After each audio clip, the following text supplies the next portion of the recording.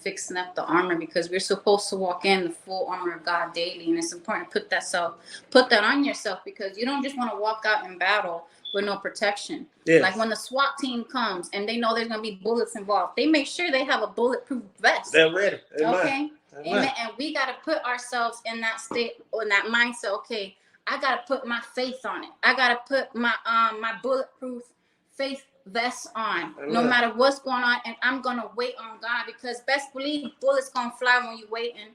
Yeah. Things going to go down when you're waiting. Nurses, doctors, whatever is coming against you, they're going to urge you, and they're going to make you want to be impatient. Just like when Job was going through it, and he had his folk around him, and they say, oh, you should do this, and his wife said, why don't you just curse yourself and die? He didn't do that. He waited on God. My God.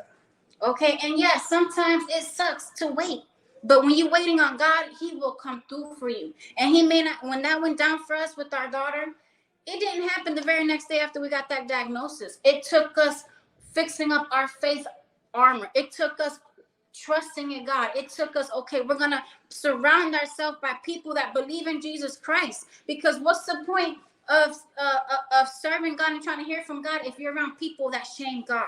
If you're around people that all they want to do is talk junk about God, that's not helping your spirit, man. Not building you anyway. That's not building you up. We're supposed to be around others that do what we call in our new members class, bacon, egg, and cheese. Build up, encourage, and comfort. If you're not having those three things from a person, then why are you around them? Because that's affecting your spirit, man. It's affecting your mindset. And you want to be surrounded by people that love God, that put God first. Because guess what? God can use them to encourage you. Say that again. Okay? Build up, encourage, and comfort. Amen. And that's what us as believers need to do for one another, especially when we're in a state where we're waiting on God, because so much happens during that time frame. It happens mentally, emotionally, physically, and it's important that you have to divide up what you're going to allow to be entering into your eye gates, your ear gates, your mouth gates, because that affects your faith walk.